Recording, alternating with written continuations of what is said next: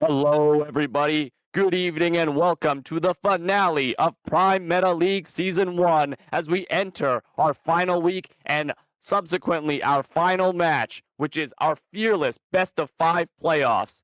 Get hyped in the chat and keep your butts in your seats as we look to crown the first ever championship in the Prime Meta League. Entering playoffs, we saw Foo Fam with their focus on team fighting, High Alert with their creative picks, Five Bangs with their endless stream of entertainment, Riftwalkers with their regular season dominance, and all were fierce competitors.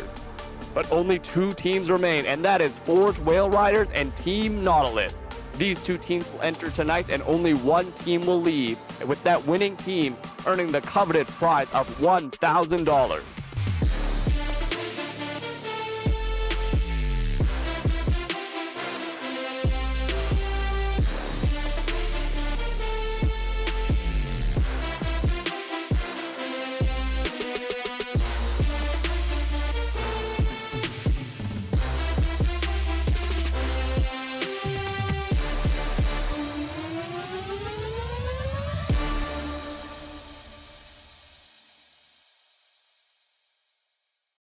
The road to the Prime Meta League Championship has not been easy for either of these teams.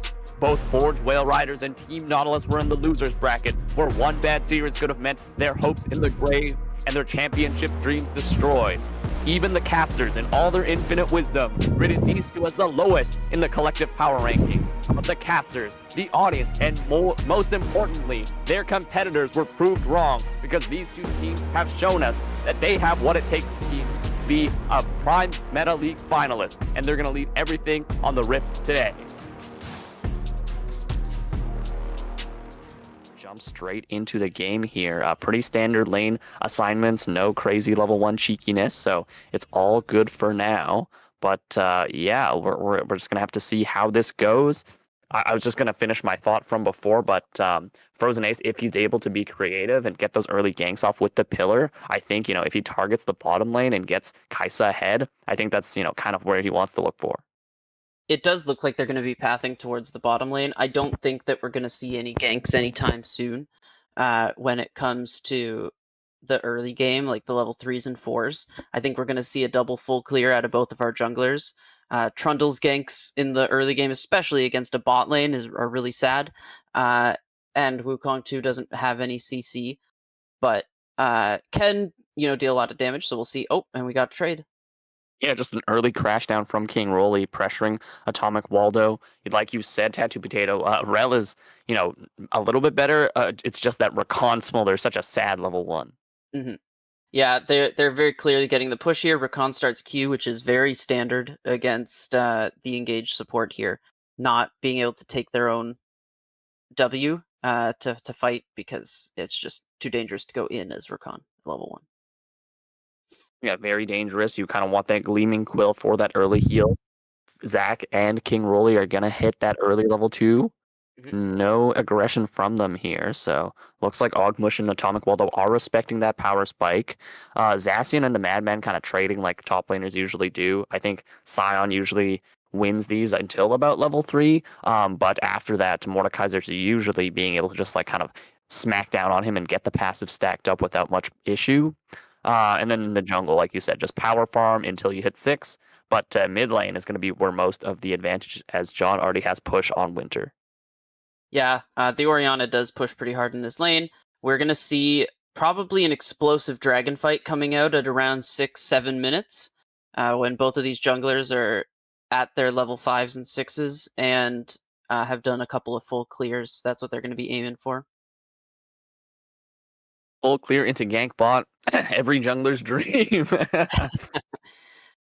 Red side does have Tribush warded, so I think that they should be pretty safe when it comes to that early Wukong gank. Should it come through, it likely won't, but he might look for like a hover or something around here. There might be a Scuttle Crab fight, though, coming up as Trundle is finishing up his Gromp and Wukong's finishing up the red. Trundle's getting there first with the support of the bot side, so Wukong might just have to be a little bit sad and go to the top side Scuttle, which looks like what's happening. Yep, Frozen Ace secures the bottom Scuttle Crab as Ryan Base God, is smarter, knows that he has a slower clear, decides to go for Oh, that but look top what Scuttle. Trundle's doing. Oh, Trundle looks like, yeah, Frozen Ace might want to contest this. He is running back up through towards top river. I guess he's not taking the reset just yet, but I think it's a little too late as Wukong has secured that and is taking the reset. Yeah, he's gonna walk up and see that it's already been taken. Now he's actually a little bit slow on the reset. It'll matter a little bit because oh wait, he's not resetting. Okay. Interesting. I don't play jungle enough to know when you should and shouldn't reset, but yeah, two longswords coming out from Ryan Base God, so we'll have a little bit more combat power early and a faster clear. Yeah, the faster clear is gonna matter. I don't know if the combat power will matter too much. Trundle, I think what Frozen Ace realized is he was recalling far too late, and needed to just go and clear his camps. Otherwise, they'd be sitting on the map for too long, and he wouldn't be able to get to that level 6 before the dragon spawn. Yep, Bastion has the early game push, a little bit of a CS lead as well, which is to be expected against against the Scion in the Mordekaiser matchup. So good attempt, keep that Scion down so he can't scale into infinity in the late game. We saw Zach Fair and King Roly take the back, and Ogmush and Waldo take the back to match. So it's going to be just some long swords building towards that Kraken Slayer. We see the pickaxe for Ogmush likely going towards that Essence Reaver, so pretty standard builds from everyone. No complaining about the items yet, but King Roly getting some deep vision in the jungle. Yeah, I think Frozen Ace is really regretting going to check on that topside scuttle. Now he's pretty far behind in terms of jungle pacing. He is now a full camp and a half behind, almost 2 camps behind. Now he's just about to start hitting his wolves. Yeah, early He's start. not going for wolves. It looks like he's going to go for vision in the river. Maybe going for just for that early dragon. His bot lane does have priority, and it looks like everyone's collapsing on it. John is taking the back right now, and Ogmush and Atomic Waldo have a pretty fat wave that they have to finish. It looks like Ryan Base God is taking the reset, so this is an uncontested early dragon. Nice start, leveraging that bot prio. It's going to be Ocean Dragon taken. Really great, probably the best early game dragon for that sustain. So, yeah, that's going to be confirmed by the team of, Team Nautilus. Yeah, I'm actually really impressed with how that quickly they made that decision. They realized that Wukong would be recalling. They knew that Orianna was recalling, and so really made that snap decision to use that bot lane prio and the mid lane recall to just get that dragon really, really fast. Quick dragon early game, leverage that prio. I think it's great to start early dragon stacking because, late game, you do not want to go into late game without that super buff against a Smolder Orianna Wukong and a Scion, right? Just unkillable front line, just so much damage, so much control. Good on them for making good macro decisions as Nautilus, knowing to leverage their advantage. Yep, and we see the sort of wet noodle fight continuing to happen in the top lane here. Scion is kind of running out of resources, which is a disadvantage that he has compared to Mordekaiser. Manaless champions, they're so broken. Take him out of the game. Khan and Smolder are deploying top lane, and Scion is teleporting to the bottom lane. Gonna get a tempo advantage here on the top lane. Kind of trying to bail Scion out of a bad lane, it seems like. Yeah, but it was timed so that they were spotted on vision, so it just means that the bottom lane of Nautilus can match. So that's just going to be a repeat, just switching lanes. Yeah, Scion does get a wave to push, and will be able to get it under the tower, I'm pretty sure. So we'll be able to sort of reset a poor lane position that he was in. And they have their strong side here for grub spawn. Multiple members, and the Scion is walking up, looking for that unstoppable onslaught from the mid lane. I think likely that the Nautilus is going to have to give this up unless King Roly wants to send himself in.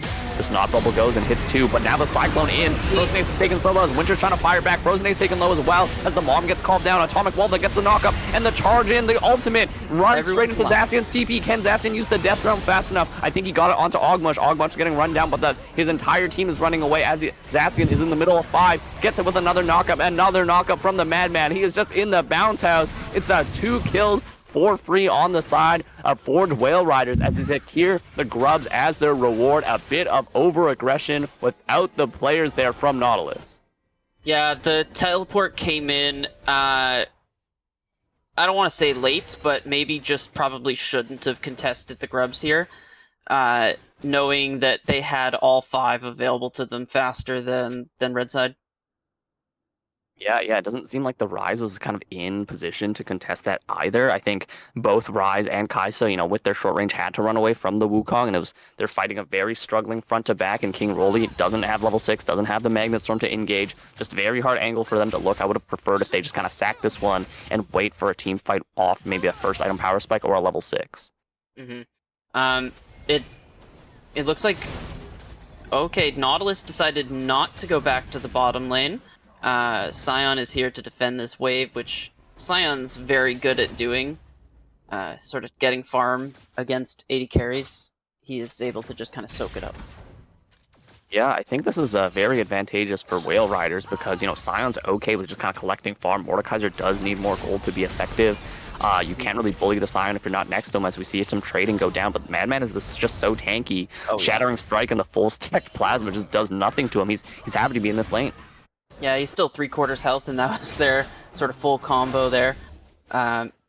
Maybe we'll be able to see some items that have been purchased so far in a minute here. Looking to see where the power spikes are starting to get. Sion is pretty far pushed up, though. Does not hit the stun on King Roly. He has a 2-level lead on Zackfair, 4-level lead on King Roly. I don't know if the two of them can even 2v1 him here.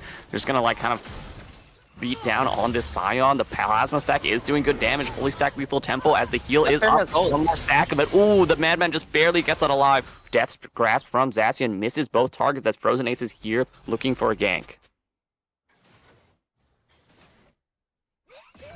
Yeah, this is Sion's build isn't great for this lane because he does have a lot of MR. Kaisa does do some magic damage, but definitely building for the Mordekaiser lane. Yep. So I can see the look. Is, a little bit ahead in gold, right? A little bit of CS advantage, 88 CS to 81. He's going to catch this next wave, so a bit of a two-level, but we see Winter getting jumped on, hits with everything. The Cyclone and the Shockwave both hit as Frozen Ace just has to watch his mid laner explode. He's trying to get something back on Ryan Base God, but Atomic Waldo is here and supporting. Gets jumped on again. Frozen Ace taking solo. The charm onto multiple members with the quickness. It's 2 free kills picked up in Nautilus jungle as 5 team members with the Whale Riders, they stand together. It is an easy 2-kill pickup, and it's going to be this first dragon for their team, stopping the early dragon stacking from Nautilus. Yeah, not respecting the early move out of Whale Riders. Team Nautilus gets caught off guard and seemingly give up the dragon and a kill, and 2 kills.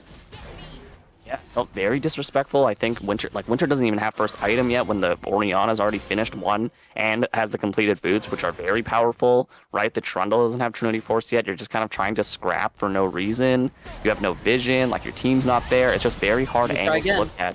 Yeah, a second try from King Roly and Zackfair. Zackfair's putting the bullets into him, but it just does nearly nothing. The Madman has so much HP with Ryan Base God kind of showing up to bodyguard his top laner, but I don't think he was needed. Yeah, this lane swap advantage going heavily in the favor of Team Whale Riders as they're at a 2.5k gold lead.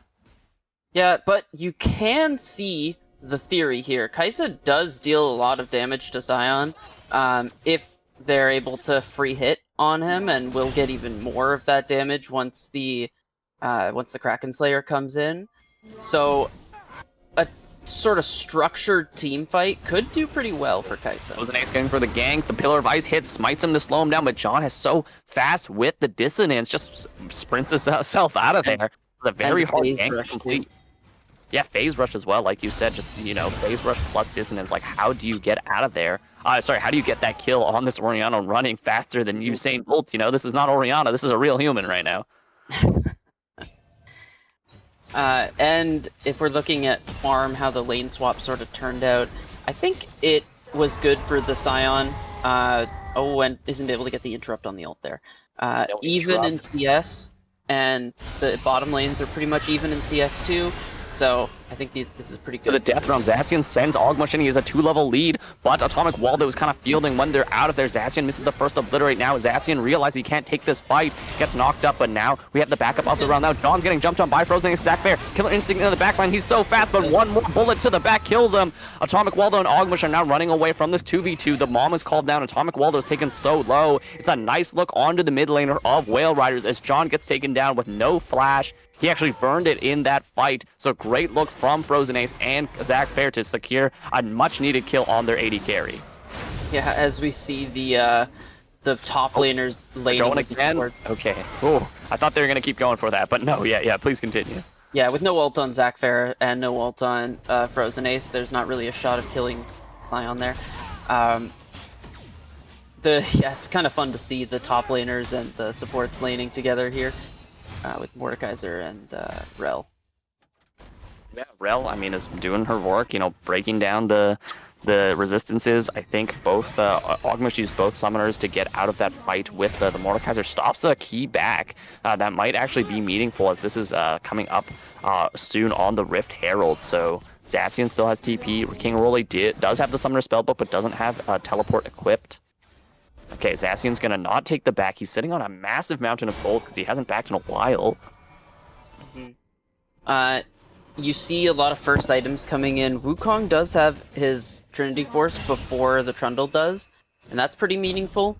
Trundle might be backing right now to get it, hopefully, and he does. So, one item spikes are in for every champion that matters.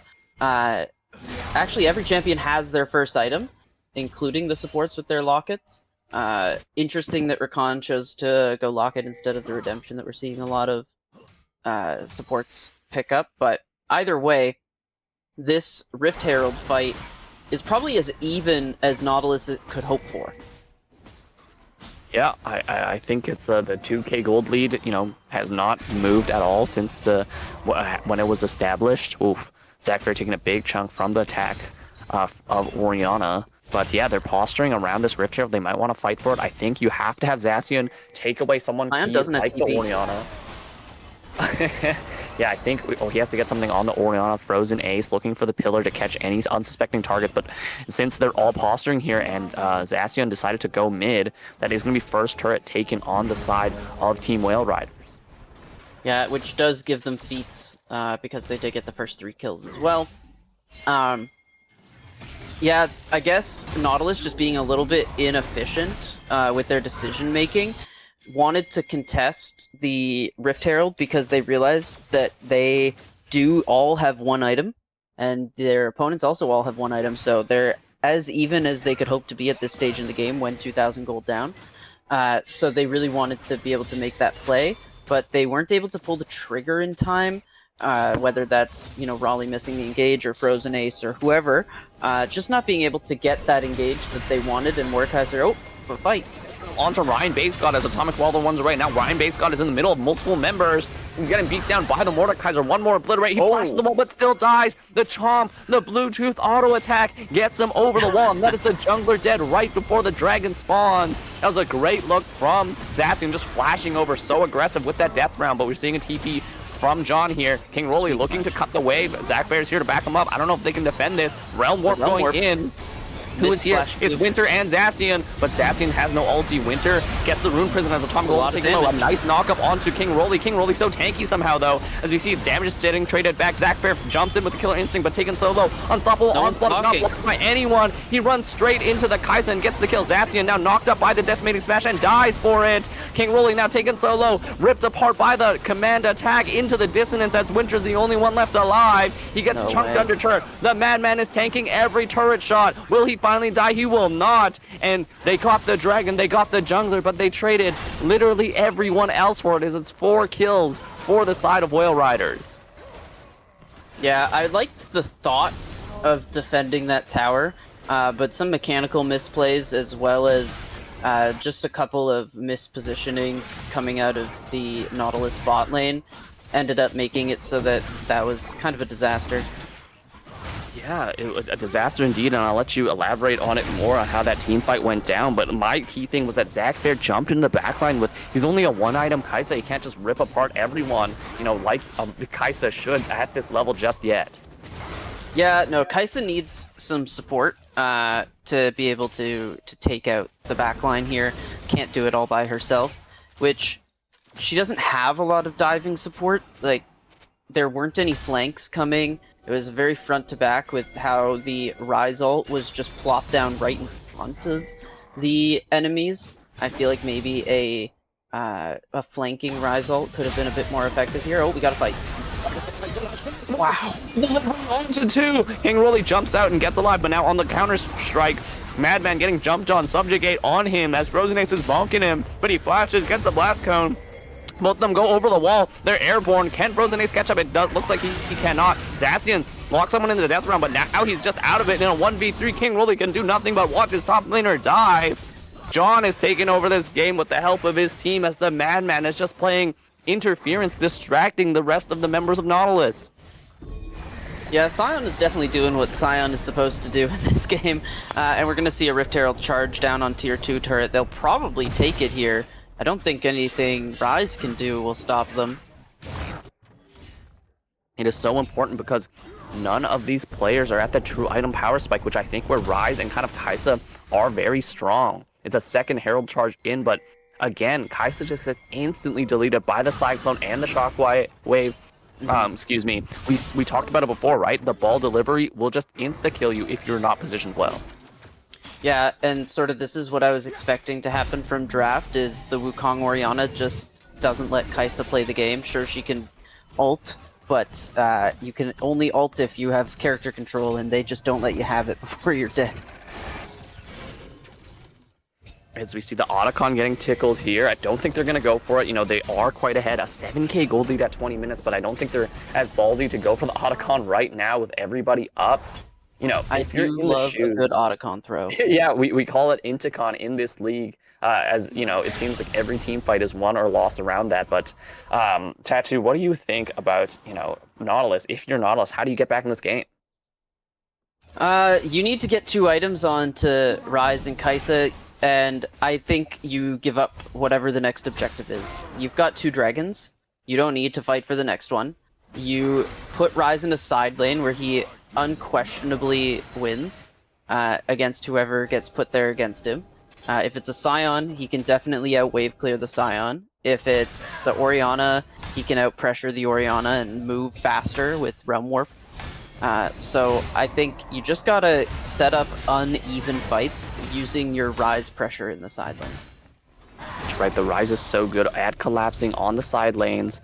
Kaisa is as well with the Killer Instinct, and once they hit 2 items, they're at a huge gold deficit right now, but maybe they can, wait for that somewhat of a parity by hitting 2 items and turn it around. But right now, it seems like Rise is just outranged. The Kaisa can't get into fights. Zacian has been doing very well to kind of isolate targets, but he's 0-3, he doesn't have the gold to be effective, to be a threat. Yeah, he's sitting here 1 item versus the 2 items of the Scion. Scion is just not really feeling whatever Mordekaiser's trying to do to him right now. And with the rest of the team, Smolder's holding it down mid. No one can move Smolder from mid with how safe he is. No one can move Orianna, it seems, with the support of Rakan and Wukong never leaving his side. So it's really hard to farm up here. That is their win condition, but it's a really hard one to accomplish. Yeah, they do have the win condition, but can they make it happen? We see 2 items being picked up. Madman gets some bullets chunked into him as Frozen Ace has the flank. No, I think they're just going to rush straight onto this dragon. They do take it down very quickly with the Trundle and the Kaisa, but now it's the Otacon being traded. So they're going to get the objective bouncy, claw some of that gold lead back, but look at the Otacon. It's getting evaporated. This is a permanent buff. It does put Nautilus at soul point, but the permanent buff of the Otacon, the Spirit Blossom petals, giving them a ton of adaptive force and EXP. So it is a good, cross map to look for something. You don't want to go down everything, but still, that is a massive amount of stats going over to the enemy. Yeah, I think that was probably the best play that they could have made in that moment, trading the dragon for the Otacon. I'm frankly actually a little bit surprised that Whale Riders let them do that with how ahead they are. They could have reasonably fought the Otacon with like 2 champions and sent the rest to defend against the dragon, but they did what they felt was the safer option, which definitely it was the safer option. There's still 8,000 gold ahead, but the threat of that Dragon Soul, the Infernal Soul, could be actually something significant here. It could be the difference between, you know, a Kaisa flying into the back line and one-shotting someone versus not being able to. So that's something to play for now for Team Nautilus. Exactly, but now we see Zacian flashing on John, hits the Death Realm as we see the Blast Plant, you know, separating the entire team. Zacian can get the kill on John. John flashes out, but he's taken so low. One more auto attack will kill him. It's a trade. Top laner for mid laner. It's a good trade as they get the shutdown. Frozen Ace has to flash out after getting tagged by Mom. A very aggressive look from Zacian to bring it back, but he does get a key kill on the carry of Team Whale Riders. Maybe that's the gold injection that can, you know, stall it out, get what they need as, you know, the Hexblade coming in clutch there for the Mordekaiser. But this Orianna, you know, you can stem the bleeding, but she's about to hit the power spike of the Rabadons very soon. Yeah, that was actually a lot of attacks coming out of the Mordekaiser there. Was not expecting that attack speed, and I guess the Orianna wasn't either. With that flash ult, he even missed his E and was still able to get that kill. If he hit the E, he probably kills him before the Death Realm ends, and maybe there's able to do something, but he was kind of in the middle of the whole team. Sure, okay, the Madman's just kind of being a pest here, hitting him with the Decimating Smash, but not much else. Frozen Ace getting a trade on the top, but it is a collapse. It's a TP coming out from the Madman, or sorry, from John. So John and Ryan Basecott are now chasing down Frozen Ace, this mid-jungle duo that we sang their praises on. Cyclone goes out, but it misses. The decoy forward, the subject gate keeps Frozen Ace healthy for a little bit, but John and Ryan Basecott take no prisoners as it's a kill, collapsing. They got the turret gold, you know, bringing back the gold lead a little bit, you know, slightly back, but now it's your jungler dead and Baron is right there. You cannot be doing that as a jungler right as Baron spawns. Yeah, his team was not there to support him. It was a solo mission, and it turned out to be a solo death as well. They are starting the Baron here, and it looks like Nautilus is just happy to give it to them. No way they can really contest this. There's an uncontested Baron Asher. That means that the gold lead again swings heavily in the favor of Team Whale Riders as they are at an 8k gold lead. The Madman has the flank on Zac Fair. Can he do anything to escape? Yeah, Zac Fair just walks away. Okay, so far so good, but now he's getting collapsed by the rest of the team. John and the Rakan, Atomic Wall pops the quickness. Oh, gets dragged back by the Death's Grasp, but now Zacian is going to be in a 1v3. Can he use the Death Round fast enough? He uses the Indestructible to keep him alive a little bit longer. Gets Atomic Waldo into Death Round, tries to bonk him down. He has the Hexblade, he has the damage. Can he get a kill before dying? Atomic Waldo chooses to flash. So it's a flash traded for the life of Mordekaiser. I guess at this point, that's the best you can ask for. But now, with the Baron buff, 5-man strong, they're knocking on the bottom lane base of Team Nautilus. Yeah, Sion has a full 3 items, and Kaisa only has 2, so ripping through that health bar is not going to be easy. Wow, 1 Q from Smolder takes out a quarter of Kaisa. Crit Heal does so much damage. A single fireball from this Smolder. He drops down the bomb, does so much damage. John now looking in the backline. Maybe he went too far. A flash shattering strike gets him stunned up. It drags him in with the Magnet Storm, but Ogbush is dealing so much damage with the crit build. He has the the 225 execute. If he hits one more fireball, Zac Fair is surely to die here. Now King Rolly looking for an engage. We see the TP from Zacian, but he's taking solo of the Rift Realm Orb into the background as Atomic Waldo is killed. King Rolly is stunning Ogbush as the Madman goes down, but Ryan Basecott is undeterred. He goes into the zombie form and is doing so much damage. King Rolly goes down to Ryan Basecott. Ryan Basecott dies for it, but now it's Winter and Frozen Ace against Ogbush himself. Can he get the Rune Prison? Flashes for it, can't get it. Managed to get the combo, but it's a death on everyone except Frozen Ace. He is the lone survivor out of both these teams. Everyone dies in the bot lane from a beautiful Realm Warp of Winter. Winter is coming and he brings death with him, and this secures not only objective bounty but dragon, Infernal Dragon Soul for the team of Nautilus. This is what Nautilus was hoping for when they got that Dragon Soul point 5 minutes ago. Oh, but this teleport. teleport gone. from Atomic Waldo. He's kind of not the most menacing player. down, Frozen Ace has to but- finish this before John shows up. He's bonking it. He has the Doesn't damage. He has have smite. Titanic Hydra and the Trinity Force. Can he secure this fast enough? He needs to smite it as soon as possible. He doesn't have it. He doesn't have smite. No, it gets stolen by the shockwave of John over the wall. It is just a tragedy as he could not secure that without the smite.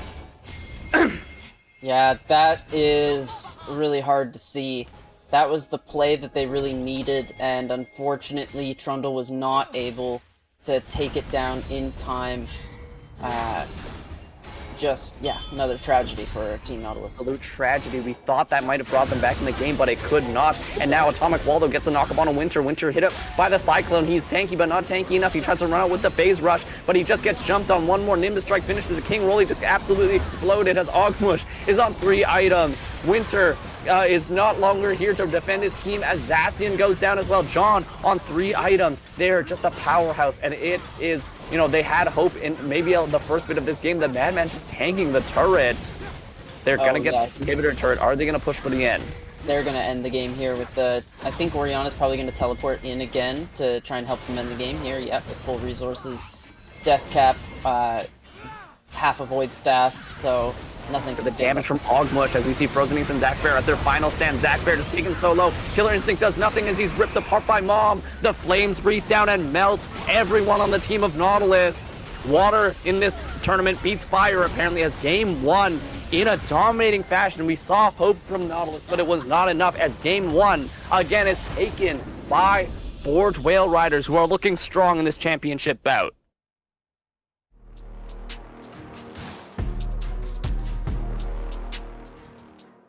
I do think Victor is like a linchpin for this team comp. And it looks like we're getting into the game right now. Yeah. We're going to get a standard spread from both teams. It is Sejuani top.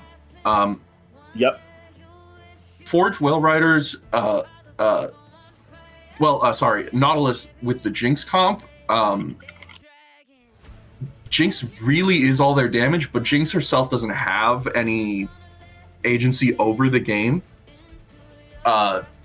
Because she doesn't make any choices. Her game plan is very defined. Victor is the one champion on Nautilus this game who has actual choices to make. Kaysante's just has to react to whatever the enemy team does.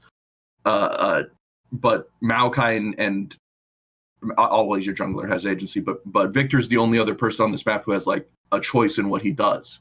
For sure. Especially considering that this mid lane is going to be clear of minions, basically starting at like 4 or 5 minutes, right? Yeah, it's prison matchup. Like Victor E and Ziggs Q are both capable of clearing the way without ever interacting with each other. Mm-hmm. And it looks like we're going to actually start with Lulu showing up to lane late. Not sure if that's intentional or not to try and get their ADC a little bit of extra XP, but it looks like it's not, considering they didn't kill any minions. Yeah, I think she was trading, harassing the jungler, and got back perfectly in time for lane, so nothing wrong there. Okay, and we already see Sejuani getting her first couple of procs topside. This looks incredibly annoying. Like, this bot lane, we're seeing poke. I don't expect to see any kills. I mean, it's Lulu and Seraphine where Absolutely there's anybody dying there. Yeah. We're gonna be want to be watching the jungler and the top laner for Forge Whale Riders here, because they're really the only ones who have anything to be doing here. Yeah, for sure. And it looks like both junglers are going to be a little bit weird here, which is totally fine.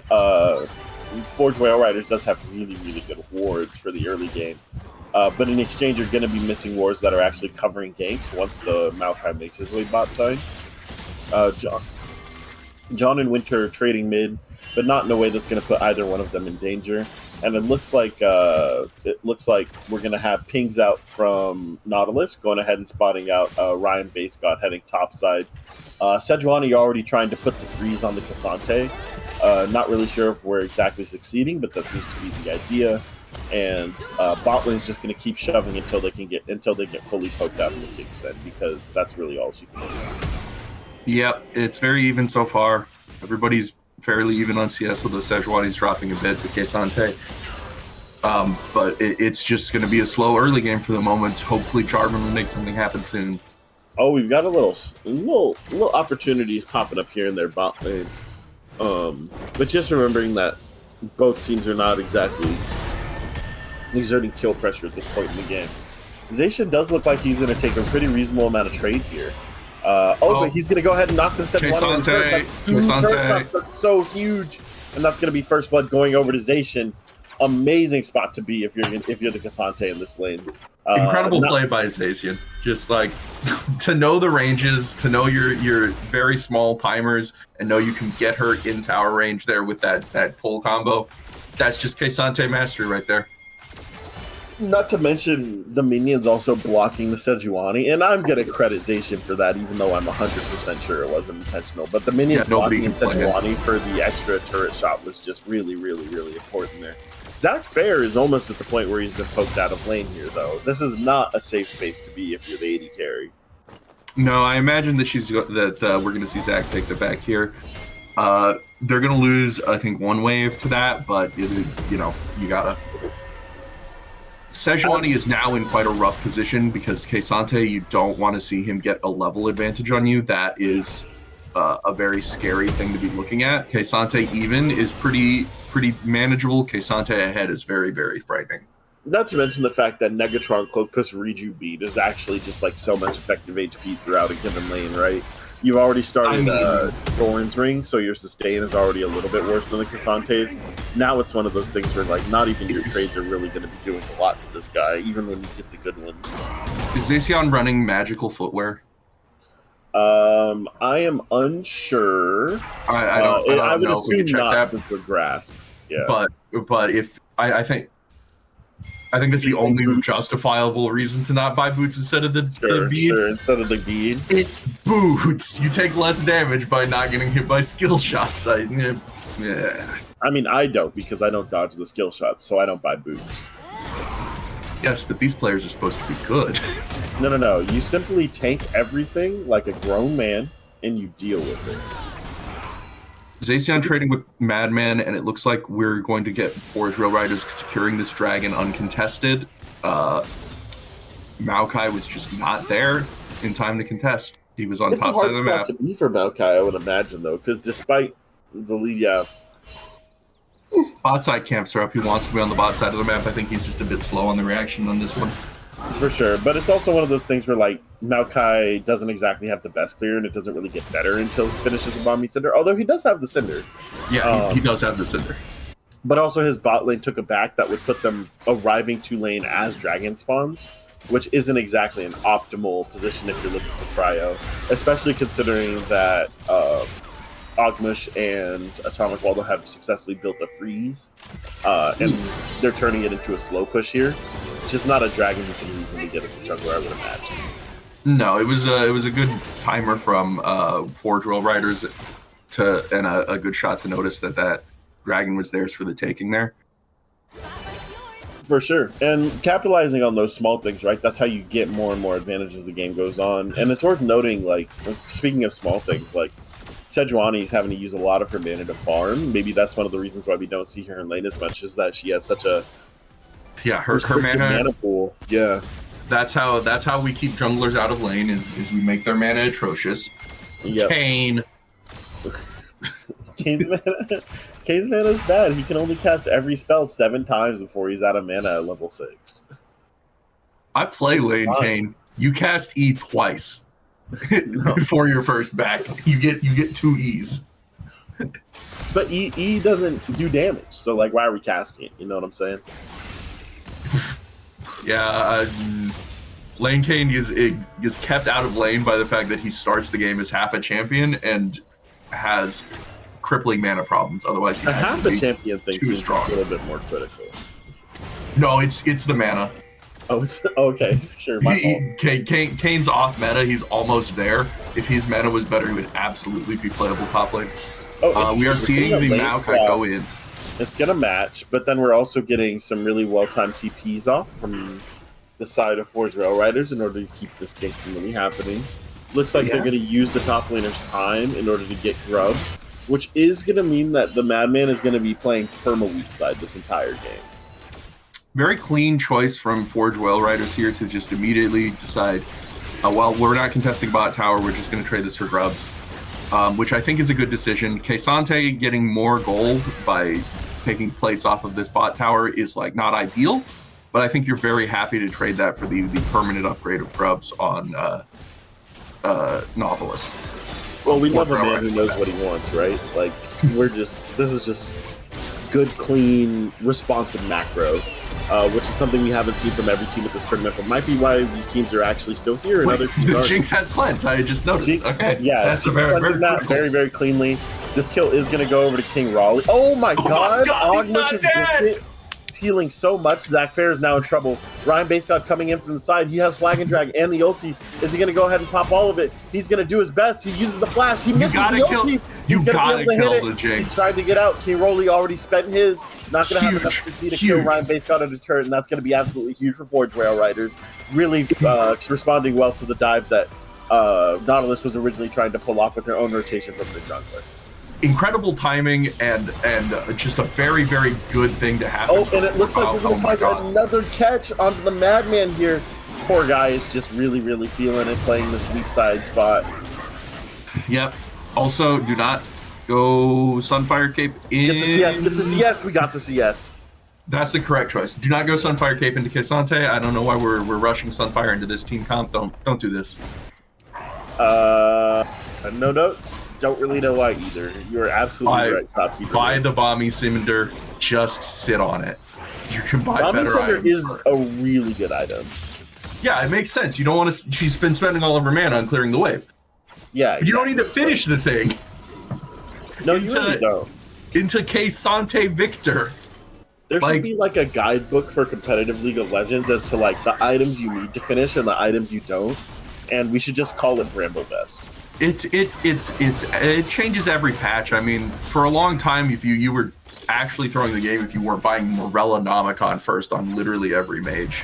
Oh, but that was known, right? It's the little things that they don't know that really upset us, right? It's when people don't sit on Oblivion Orb for 20 minutes, not recognizing that Morella Nomicon is like a highly inefficient item without Grievous Wounds.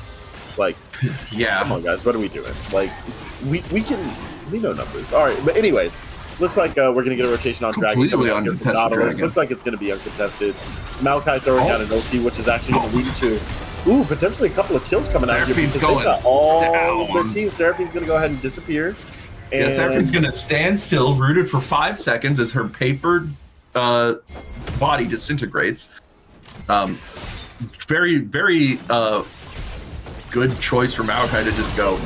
They did breathe on her heavily, so she died. This is an excellent response from the J4, finding a really good spot to get Ogmush just a little bit more gold. That Jinx Rocket is going to clear, but that's going to be another kill going over to Ogmush, putting the gold in the right people's pockets. Ryan Basegod's going to get credit for the kill onto Zach Fair, and we got an engage here on top lane. Can Sejuani compete with the Cassante damage? She really can't. Bomby Cinder not doing enough work here, but finding solace in her turret. Excellent sequence there coming out from Forge Rail Riders, in my opinion, picking up 2 for 1. Being able to get that gold back onto Ogmush that he gave up originally. So, yeah, when you're playing a Jinx comp, you don't want to see your Jinx dying this much early. Their only strong choice, their only strong champion here is Zacian, really, and Zacian is making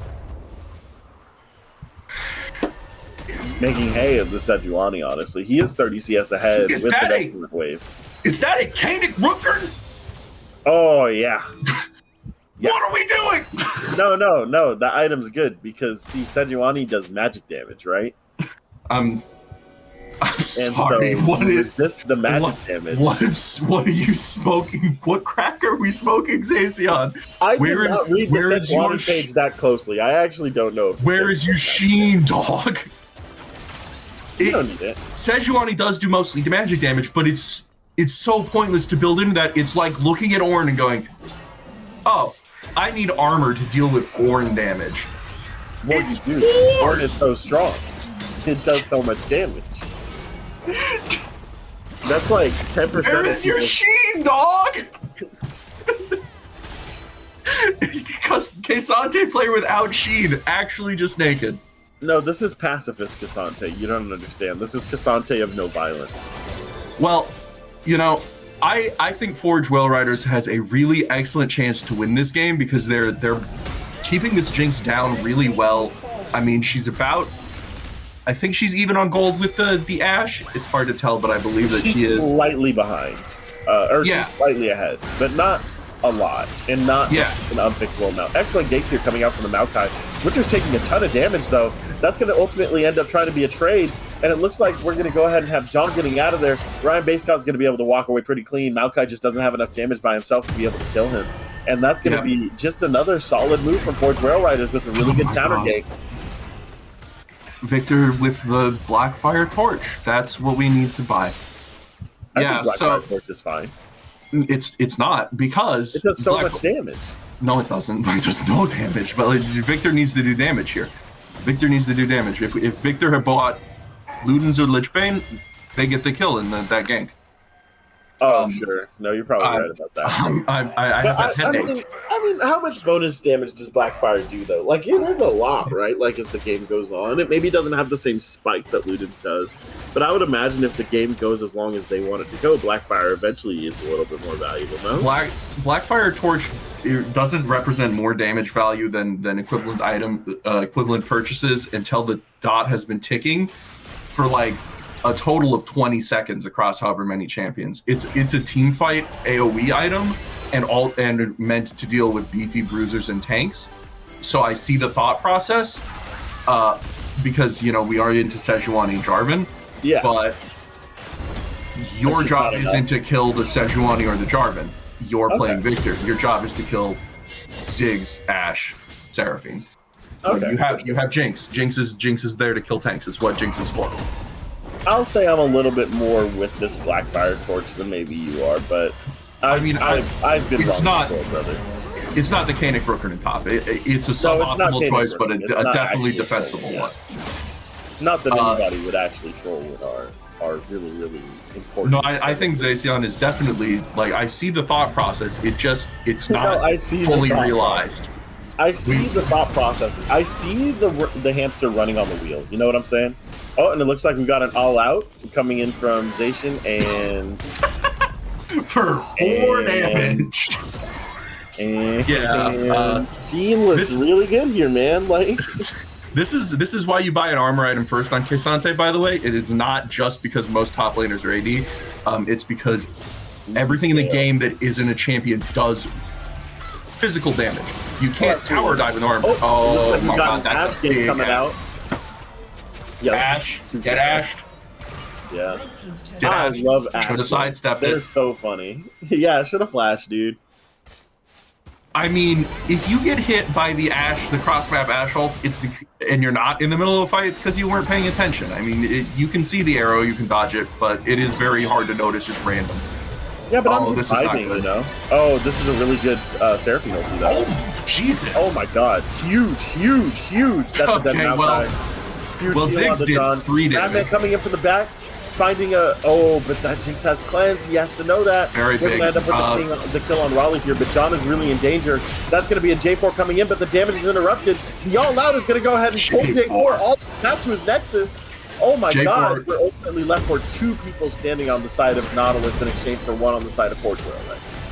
Yeah, and that's why you don't like seeing J4 when you're playing Jinx, because he can just kill himself to kill you at any time. He got none of the damage from his ulti, and it's still 100% killed the Jinx. Oh my god, Zacian worked here though, but he's still gonna get that Sejuani, Seraphine would have been dead under his own tower if he had Sheen in that fight. He is going to buy the Iceborne Gauntlet here. This should have been first item, but we're back on track now.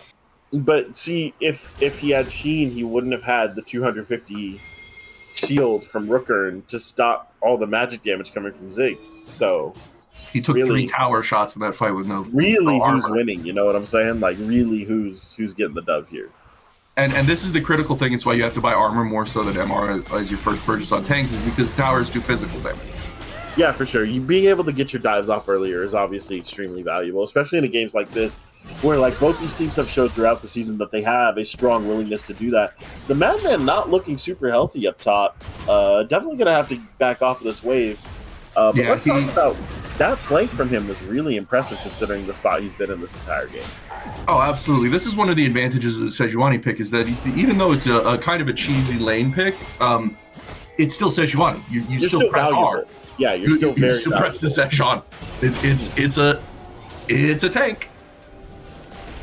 And not And just a because tank, like a very good team fighting CC oriented tank that just happens to have some cheesy lanes.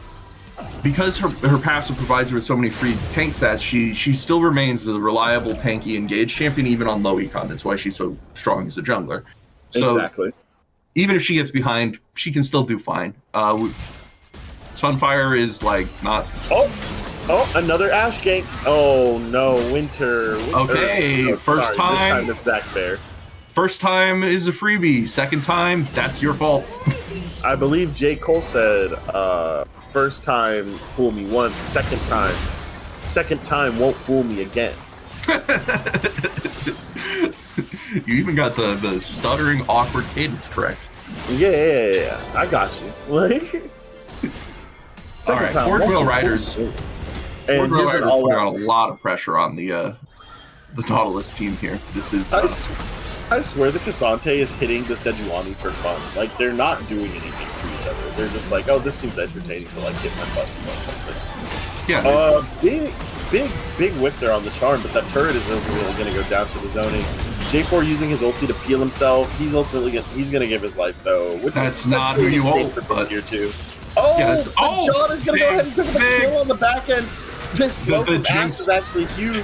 Cassante on the Oh, side, the Jinx and he's stops just the going to walk into a freaking Forge Whale Riders are making this look like you chase Singed. Like they're just running and slowly dying. And now And it's like the Oh third my time God, it's we have happened. Sejuani It's gonna be ult. that Cassante for sure. No. Oh, I forgot how broken All Out is.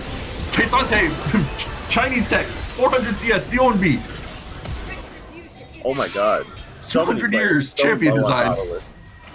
Cassante only has like 7 abilities, no? Like, that's not... Kesante's kit isn't even that overloaded. It's just complex as hell for no reason. Yeah, it's I think League of Legends is less a victim of power creep and much more a victim of complexity creep. Like, characters Yeah, absolutely. are so hard nowadays. Look at Jinx. Jinx has like 3.5 abilities. Like, one of the most enduring pro play champions is Porky, the least complex champion ever designed by human hands since he lost the package. Oh, the package was absurd. The package was so... I didn't like the package. The package was so bad. ham-fisted. Yeah. Package raw. Oh, wow. Oh, wow. Really, We're really taking a proactive really take. aggressive move on the Cockshot here. But I kind of like it. They figured out that, like, No, this is great reasonably macro speaking, they really timing. can't have vision here. This is just a good timer. Unless John finds vision, they're really not going to... Yeah, no, this is just a really solid play, and they're going to follow it up with a dive onto the Ziggs. Looking to try and get him under turret. They're going to land on the CC. Ziggs is going to hit the bomb right back. God, and what a he's definitely gonna Seraphine have to ult! farm. What a Seraphine my ult! God. Jesus! Seraphine ult is going to take out the entire team. And we still have it. Follow up. Okay. They're going to find kills on every single player. This is just All going to be an ace coming out for Forge Rail Riders. 21 minutes of the game, and it's already looking to be the Yeah, first. Forge is going to take this one. Their team fight, we didn't address this, but Forge Whale Riders team fight is very frightening if they're ahead, because that amount of CC when they're ahead is the team fights become like formulaic. We've seen the same fight happen multiple times from the side of Forge Whale Riders. We keep seeing Ash Arrow come down mid and take out Zach. We keep seeing the exact same Maokai engage. Turned around, yeah, like it's formulaic because Charm and an ulti, like what can you do about it as Nautilus? They're stat checking. We've entered the point where Forge Whale Riders is comfortably head enough on a simple enough composition that they can just stat check every team fight. No, for sure. And what you have to do as Nautilus, is to make those macro outplays like they were doing at the Otacon, but they're just getting a little bit too far ahead of themselves when they find those small advantages, right? If they took that Otacon and they walked away, that's a solid place to be, right? But just that little bit of greed it takes to go for that Ziggs dive, and they did get what they wanted, they just didn't understand the consequences of their actions in the macro sense. They're also, it's just team fight positioning. Let's not all stand in a big line. No. That fight could have gone okay for Nautilus. There was there was a universe in which they take an even fight or even a slightly advantageous one there, and it's the one where they don't all stand in a line in front of Seraphine. I think Tattoo Potato is the guy who says don't stand in their circles. They are standing in a lot of their circles. It's the classic thing that you shout at your friend when you're playing WoW, don't stand in the fire. No, the red circle is good though. Like the red circle, red is healing. I've heard that from my friends in China where their stock market goes red when it's up. Finally, a whiff on the Ash Arrow. A lot of damage being spent on Cassante. Maybe too many resources there. Why are we J4 ulting? Why are we J4 ulting Cassante? Like, what's he gonna do? He's just gonna leave. He's just gonna stand there menacingly and walk away. Sejuani is split pushing. Does she have TP up? Her TP is down, so I don't like seeing this. Wait a second. I didn't realize this. This is TP Ignite Sedge. Yeah, it's lane cheese. It's lane cheese. Oh my god, we are actually performing solo queue shenanigans in our Prime Meta League. This is Prime Meta League, guys. I just want to say, don't be split pushing when you don't have your TP up. No, for sure. But I also don't think. I also have a feeling that they're anticipating that Nautilus doesn't exactly have the best timers, nor is Nautilus particularly incentivized to over-engage for fear of somebody showing up at the wrong time because they are so behind statistically, right? Yeah, but I mean, realistically, what should have happened there is we should have just lost mid tower because Sejuani was never looking for the team fight here, and Maokai ult goes out. Oh, huge Seraphine ulti as usual from Atomic Waldo, but he's much more isolated than he usually is from the rest of his team. Zacian is eventually going to go down, but he's soaking so much damage. Ryan Base God is going to find himself on the front lines trying to protect John. Madman is going to find a stun off the multiple people, but they're ultimately going to find a way to peel away. John is alive, doing a ton of damage, and everybody's just barely alive on the side of Nautilus, but alive enough to get resets on the Jinx. Zach Fair's trying to auto-attack his way out of the John situation. That was just Madman and Winter left. Oh my god, a 4-for-4 trade after an extended team fight. Madman is looking for it. Madman wants it all. Madman the damage. Madman is looking for Winter. He wants it so bad. He's going to find the Winter is coming out ahead. Huge fight for Nautilus. All right. A little bit of gold. They're showing that they're still in the game. Forge, I know I said you guys could just stat check, but I didn't mean it literally. You still have to hit your abilities. Okay. We're limit testing. That was a very sloppy fight from Forge Rail Riders, taking fights split across a wall like that in a position where nobody has, where your Ashe and your Ziggs can't contribute damage while Sejuani is diving is just, it's just not the team fight that you're supposed to have. It's just not good. Don't do that. It's so easy to say don't do that, but so much harder to say I will do that anyways, you know? I do like that Ashe is actually purchasing her armor pen item third. Thank God someone's not losing to Shopkeeper. Although I don't know what the PD second is. Is that how Ashe builds? I'm not. I know that it's it's the standard popular build on Ashe. Okay, yeah, I know Ashe has like whack scaling because of her Q and passive. So exactly. Attack speed's a little bit more valuable to her. Oh my god, huge pick on Zach Fair. Arrow's gonna come in, the ulti's down. Ryan Base God is just wailing away. Maokai's gonna try and ulti to get him out, but it's not enough. Zach Fair's gonna go down. There's too much range on the side of Forge Whale Riders. John just pouring in damage. They're gonna try and kite out to Zacian. Madman is almost unstoppable here. He's gonna find another ulti straight onto the Maokai, who's so low. Zacian is gonna make it out. And ultimately a 2-for-0 in favor of Forge Rail Riders. Just another team fight win. Oh my god, Madman's looking for it all! He is a Madman. Not remotely stoppable, and that's a dragon going over. That's Cloud Soul.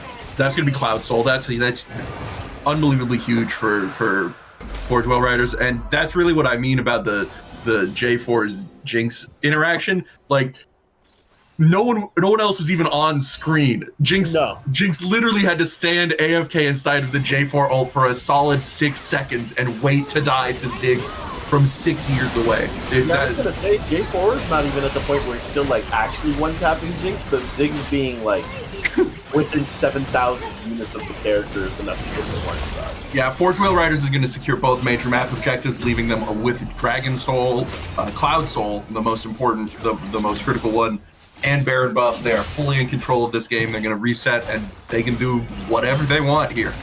Despite some sloppy team fighting in the previous fight, that one looked pretty clean, especially considering that it started out with Ryan Basegod. Arguably, I don't think he was, but being so far out of position in comparison to the rest of his team, just understanding that if he finds the Jinx is dead. And I mean, you're J4. You have flag and drag. You're supposed to be 60 miles away from everybody else. Yeah, exactly. Right. I think it was. You're the dive guy. Oh, and here's an ulti that's going to go straight into the backline. Here's a jungler who's not super tanky. Seraphine ulti's going to hit the backline as well. Ogmush is going to go ahead and take Frozen Ace down. He lets out a Desperation ulti. This is probably going to be the final march, the walk of shame for Nautilus as they retreat into their Nexus. J4 is going to get in, but he's going to proc the Jonis on the Victor. The damage is finally not going on Zach Fair, but they're just so far ahead that they're stat checking him. Seraphine's going to land a couple of snares, another flag and drag onto the backline. Zacian is the only one left alive, and he's going to stand in the Nexus while he watches the Forge Rail Riders take down the map, the inhibitor, the turrets, and the rest of the game. Ziggs looking disgusting here, but I do want to say John did an excellent job on Ziggs. Very impressive Ziggs performance. Being a bit propped up by the team comp of Nautilus being unable to touch Ziggs, but very strong performance from John. And that's how you deal with the Ziggs comp.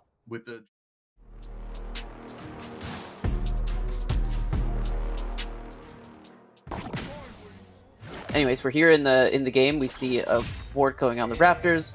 On both sides, definitely both teams have pretty similar ideas of how they want to start out the game. Just spotting out where the junglers are going to start.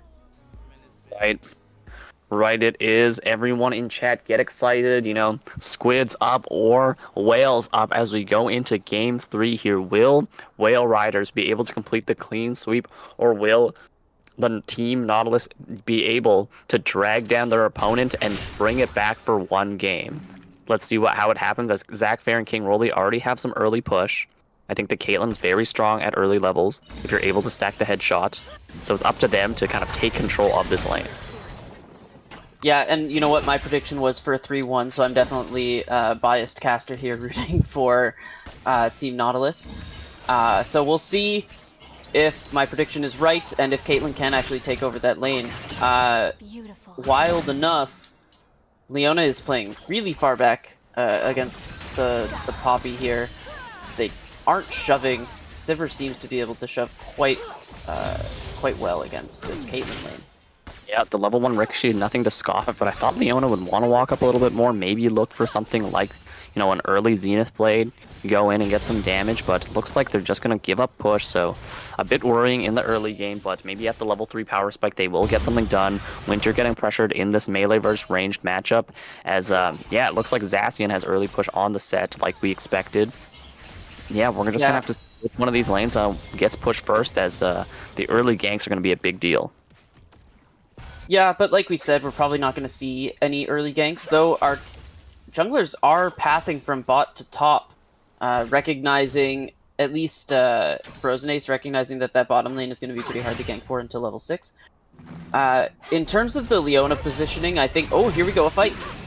Okay, we got a nice trade from Winter onto John. Wow, Chunks him out. John can't really break through that shield of Durand much. So a great trade from Winter, knowing that he has the advantage in those trades, as John's already half health. Winter is low on mana, though. Man, Galio's pretty cool, huh? The double passive proc there is definitely the Galio bread and butter. And was able to get both of those off despite getting Aurora getting the invisibility and the little jump out. So very, very good trade with the phase rush out of Winter. Yeah, Winter picking a pretty good rune to, kite back in and out. I think once they get that Spectre's Cowl, they'll be happy. Zacian getting a very early lane advantage now. Frozen Ace does have prio to do what he wants, so he's going to go for an early reset as Winter spots out Ryan Basegod in the mid lane. Ryan Basegod looking towards to his bottom side camps, just looking for that second clear. Yeah, and now, unlike the first game that we casted together, Frozen Ace is back on the map first with double amp tome. So remember how we talked about them not having enough damage? Zach is saying, hold my goo, and is going for an AP adaptation here in the build. I do indeed, but it's actually, I miscast earlier, but it's actually Ryan Base got securing both of the Scuttle Crabs, so it was the reason that he went straight down was not because to get to his camps, it's because he knew Frozen Ace could not contest him on the crab, so it's just 2 crabs from him, early CS lead, but now we see Frozen Ace looking for a lane gank, but Zach and Rolly have to, they have to push this out if they don't want to get spotted. I think he might have been spotted. Maybe he didn't go close enough, I'm not sure. He is sort of behind in tempo a little bit on the Volibear, which is to be expected. Volibear hasn't backed yet, but is quite a few camps ahead in terms of the farm. Right, but he does have that item advantage, so let's see if he can leverage it for a gank. I think John's been pushing up very far most of the game, only about half mana, so maybe he could look there. King Rolly and Zach Fair not really abusing the range, and Zach Fair did go for the first strike. I'm not sure how much gold he's got out of that Maroon so far, but again, that just speaks to the lack of consistent damage for this team. I think Zacian has to get ahead, and Frozen Ace, good itemization to realize that he doesn't have enough damage in the mid game, so maybe buying a Proto Belt or something like that to advance that damage number. Yeah, we're not really playing too aggressive in this lane. I know that obviously the Leona can get blocked by the Poppy and all that stuff, but I think that the Caitlyn should be with like face checking and just going in the face of Sivir with her 150 extra range basically. I think it's actually only 100, I think. Anyways, the point is she has a lot of range on the Sivir and should be using that to their advantage, but they're even in CS right now, even in every, category that matters. Caitlyn did take cookies, so I'm just wondering why they're not trading more aggressively here. Yeah, that's my thoughts exactly right. As a player that also plays bot lane, I bet the viewers are probably like, this guy says he plays everything, he has to be lying. But I do play a lot of bot lane as my secondary main, and it just seems like Caitlyn, as this champion, you are not effective unless you have bio, unless you have that gold advantage. You want to be constantly pushing up, abusing your range to get plates, to get harassed. Your opponent should not be able to breathe when you're playing the Caitlyn, but right now it's just been a bit too passive from them. I'd like to see them get a little more aggressive because Zach Fair needs that gold to be effective. Yeah, they definitely weren't able to get the advantage that they're looking for. Of course, the Leona is not necessarily the strongest champion at the level 1, so maybe that makes sense from that spot. But once Leona gets level 3 and has all their abilities, especially their W, they're just so insanely tanky that I would expect them to be looking for fights. But anyways, we see an even lane state coming out of here, and Caitlyn looks like they're going for the Collector build, which is really interesting. I'd like to see how that fares against this fairly tanky team composition. Yeah, Collector is more of an item you want to buy against squishy targets, so, I don't want to harp on too much again and disrespect Zach Fair, but yeah, a bit of a mis-itemization again. It seems like he's allergic to the Yuntal, as we saw last game as well, but I think against a tank comp, so many bruisers with the Cho'Gath, who's going to be full tank likely, against the Poppy, who's very tanky, against the Volibear, who's also, got a lot of health to work with. I think you want to go Yuntal because it doesn't look like you're going to be able to use that Collector effectively. Oh, we see King Rolly in the mid lane, but he's 3 levels down on John, just hits him with the stun. John is not scared whatsoever. No, when Leona doesn't have the level 6, not really a lot of chain CC that can happen there, especially when her Zac is way far behind her, fighting a different jungle camp at the time. It looks like they're just going to be completely giving up second neutral objectives. Really puts them behind in the feet race. Wow, yeah, just 2 neutral objectives given up for free, no contest. I'm a bit worried here. Maybe they've kind of lost their mojo, but Nautilus giving up everything. You'd think with a pushing Caitlyn lane, with an early ganker like Zach, you want to be very aggressive on the map early, but it seems like they're a bit too passive. I think they need to make things happen before this Sivir scales very hard. This Aurora will eventually one-shot your carries. You have to make something happen with the champions you have that are so stacked for the early game. Yeah, and actually Zach is building for the early game here as well, with the one-shot Zach build coming out here.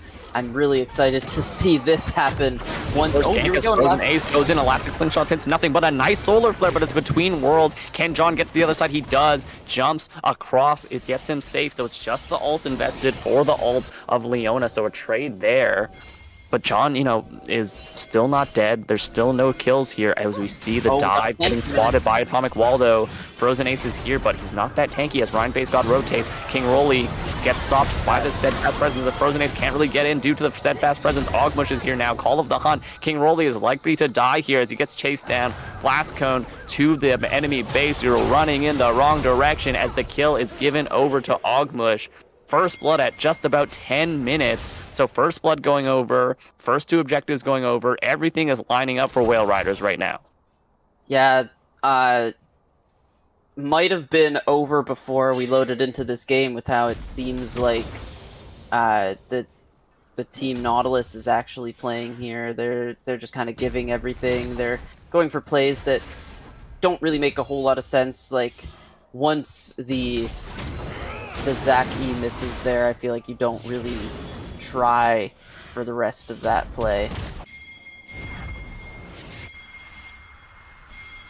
Unfortunately, like if we're thinking about that gank, nope, never mind, not gonna hit. If we're thinking about that gank, you really need to hit the Zach E, or else the rest of your CC can't land because Zach Q can't follow up with no other champions in there. We've got the support in the top laner fighting in the bottom lane for Vision here as we've swapped lanes with the Dragon coming up soon. AD carries just taking over the mid lane, both of them at 1 item. No advantages here for either side, significantly outside of the neutral game, which is actually a pretty big change from what happened in the previous 2 games where Team Nautilus was really far behind. Oh, big engage here coming out of Frozen Ace. It's a flash out of the Solar Flare.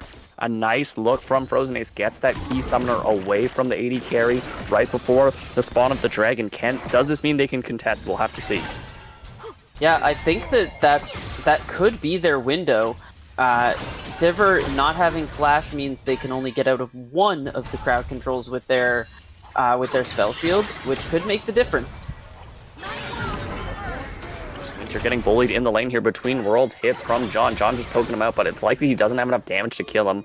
Winter, I'd like to see him trade back a bit more aggressively because on Galio you have so much base damage with your champion, and you have so much magic resist built in to your champion's champion design. You have the Spectre's Cowl. You can afford to fight John's Aurora because you have sustain, but she does not. So, just a lot of apprehension that I'm worried that Nautilus just don't have the confidence after losing the first 2 games to make things happen in this 3rd one as they're setting up around the dragon. Yeah, Winter was playing more aggressive in lane, but now that they've moved to the side lane, it seems like John is just a lot more confident on the champion and is able to make their plays happen. Maybe Winter was just like, I'm so close to my item, I don't really want to throw anything here, and we're going to make this dragon play. Galio walking down mid. Dragon is started, the trap line is set, but Galio is rotating. John does have the TP, chooses to start the TP now as the Madman walks up, tries to get a Rupture on Zacian, hits him. Zach Fair looking for some pokeback, but look, the bullets do 0 damage. Elastic Slingshot gets stopped by the Steadfast Presence of Atomic Waldo. Heroic Charge into the wall. He gets rooted up. He does not have it up anymore, but they just don't do any damage to him. The ulti was expended too as the Showstopper into the back line. A nice multi-man stun into a multi-man taunt. Frozen Ace now in the back with the Elastic Slingshot. 1 shot on Ogmush. The flash missing is so important. Now Hero's entrance into Frozen Ace as it hits multiple people. Now John tries to get the kill on Caitlyn but can't as it's traded back over as Zacian dies to the Madman. John 1v1ing Frozen Ace as Atomic Waldo is taken low. Zach Fair lands a Peacemaker to get the kill, and now a double taunt onto the backline again as Ryan Base God is scrapping with Winter. As the Rupture goes out, the Madman is still alive, and the Stormbringer is on top of Zach Fair's head as Frozen Ace tries to get the double man stun. He gets it, but he's in the cell division. King Rolly is getting taken low. John's still alive. Ryan Base God is still hitting, and the Caitlyn does not do enough damage. Between Worlds hits onto him dead center. He's so low. 1 more attack will do it. The 2 full pecks cleans him up, and now it's a full wipe of Team Nautilus as they go down in that team fight, and they lose this 2nd dragon in what must be a heartbreaker for them. Yeah, this is kind of what we said would happen in the draft. Caitlyn and the rest of them would be able to do some damage right off the hop. but they would quickly lose that damage, especially when we're going first strike collector Caitlyn. She just doesn't have what it takes to punch through the front line. And the Bruisers just walk down the rest of the team with Aurora at their back. Yeah, maybe if you have the Yuntal Wild Arrows, maybe you have lethal tempo even, you can get that stacking on-hit damage, you have the crit chance, you have the attack speed to bully this front, or sorry, not bully, but like break into this front line, but you just don't have anything. And Zach does have the first item, it is the Proto Belt, but it's not a lot of base damage. There are very tanky Bruisers, and I just feel like the itemization is coming back to bite them. Yeah, Volibear's not that tanky yet. He has the Cosmic Drive, so there's a little bit of help there, but mostly it's the AP and the sort of sustain, which Caitlyn can deal with. So it'll just be a matter of, can they get that one-shot off? I think Set really got an amazing engage. Zacian is playing incredibly these games. It's great to see out of this top laner, but unfortunately, the team fight kind of got away from them. Oh, here we go. And just hits. And this is what we were expecting to see with the Caitlyn and the Zac damage coming out really fast. One gets the Poppy back in, but Aurora picks up a kill back, so it's kills trade both. A 2-for-1 bot lane of Whale Riders do go down, so it's a nice look. It gets some more gold. Yeah, definitely some more gold coming out of the coming out onto the Caitlyn. 2-1 now, is able to hopefully purchase up that Infinity Edge soon. Have that 2-item spike, where Caitlyn really can deal some damage with those crit headshots. I think what happened there, which was really nice compared to the last fight, is they really did one-shot that Sivir really fast. They really got, and the Poppy as well. They got the engage, and they were able to disengage and reset up their battle lines. That's what Team Nautilus really needs to do. They don't want a sustained fight. They want to have several smaller engages. Yeah, I agree with that. So you want to kind of chunk them out. I don't think you win in the extended fights with your team composition. If you see a trade onto John, I think Winter just looking to bully him a little bit. That's what I want to see, though. Winter can go for short trades, run out with the phase rush. Oh, he's going for it again. Hits the Justice Punch. As we see Elastic Slingshot. Frozen Ace does. Oh, he hits the stretching strikes, but he has no target to pull John back to. Now Atomic Wallow is here. The TP comes out from Zacian. The charge in the wall does not stun. Winter's taken low. Frozen Ace is low. Between Worlds hits onto both of them. They're taking so much damage as King Rolling cannot do enough to stop Ryan Basecott as he Stormbringer's under the turret. Now Ogmish has called in the hunt. They're chasing down King Rolly. You wanted them to run at the enemy, and they're doing just that as King Rolly used the Solar Flare to disengage. It was an overload on the top side. A great look from Ryan Basecott, and the Madman's TP was excellent. Zacian, though, is going to take the first tower in the bottom lane, I think, before the turret crashes. So that's very key. Oh, actually, Feats of Strength actually already went over to the Whale Rider, so I guess it doesn't matter that much, but it is a bit of extra gold for him. It looks like the Tier 2 is going to get taken down here, though, for the Madman in this top side. Yeah, Cho'Gath is able to take that down. All by a huge amount of gold to the top jungle. And, yeah, bottom lane, Tier 2 turret is untouched there on the blue side. Because the Set did have to back before Aurora showed up. Aurora is quite strong. Volibear, he is not tanky. Yeah, Volibear definitely not tanky in this game yet. Has a couple hundred health from the Cosmic Drive, and that is it. If they are in a sustained fight, though, again, Volibear is quite tanky with the shield and heal spam that they're able to get with their cooldown reduction, but in a team fight or in a burst scenario, Volibear is not as tanky as he would like to be. Set taking some hurt from the Aurora, does have to back off. Oh, we got an engage here, questioning to call Zac a tank at this point, but is going to be able to make some play here. Oh, wow. Yeah, we're seeing the gank. Sorry, I think my mic cut out, but we see a great gank from Frozen Ace, jumping from the Elastic Slingshot from downtown, and Zacian comes back up to clean the kill. So nice roam from King Rolly. They got the shutdown on John. Can they make anything happen with this mid laner dead? Dragon is up soon. Yeah, but Aurora does have teleport, so if they are able to provide like any sort of contest, Aurora will be there in time. and it looks like they are able to zone them a little bit here. Yeah, the key thing is that Zachfair still is not on second item when Volibear's on 2 items. So is, I think Aurora will likely be there. This Caitlyn has not hit that power spike, that critical mass yet that makes her so dangerous in these fights. Without that second item, I don't know how she's going to do enough damage to get through the front line. Frozen Ace is still at 1 item. Zacian is just on 2. He's the only one of the only players with 2 items. Yeah, Ryan but that's Basedown where has so Gage much is kind farm. of like is very, very strong if he's able to go in and Engage onto Dawn. He's caught up. The flash justice, but the taunt onto multiple members. Actually, just onto 1 as Zachfair is trying to deal the damage, and the ricochet's going through. The entire team just gets ripped apart. Leona dies there as we see a silence on his ass, and he tries to go for the haymaker. It doesn't hit anyone with the sweet spot, and he's just gonna get eaten by the Cho'Gath. That is 3rd Dragon. That is soul points. As we see, John wants to keep this play going. Gets a full combo on the Zachfair. Zachfair trying to fire back with the headshot. Flashes, but he still gets hit with the Between Worlds. A heartbreaker again for this team that is going so far down. It seems like they cannot catch a break. Yeah, just running out of damage. The big engage, but if that's what you get off of your big engage, I think that the rest of this game is looking very dire for Team Nautilus. Very dire indeed, as it's the Otacon being killed here right at 20 minutes by the team of Whale Riders. This team has just had unmatched control over the objectives. We see a very deep TP from Zacian. He's into multiple members, gets stunned, gets knocked up. He's taking so much damage. Can he get the haymaker shield? He finally pops it, but he gets jonked out. A huge haymaker does a lot of damage, but it's not enough. Zacian is now taken low. Frozen Ace, can he get in there? A hero's entrance from the Galio. Winter, can he peel for his team? Gets the knockup. Can he get the taunt? He gets the taunt, but the unstoppable Stormbringer sends him in. Zachfair finally appears in the fight. It's a 4v3 now, but now King Rolly just getting eviscerated by the claws and the jaws as no kill is traded back. Zacian and Frozen Ace just die for nothing as they burn the TP as well. Yeah, unfortunately, Caitlyn doesn't really contribute over the wall there. Goes for the ult, doesn't get the kill with it, and is just, yeah, not able to auto, unfortunately, over top of that wall.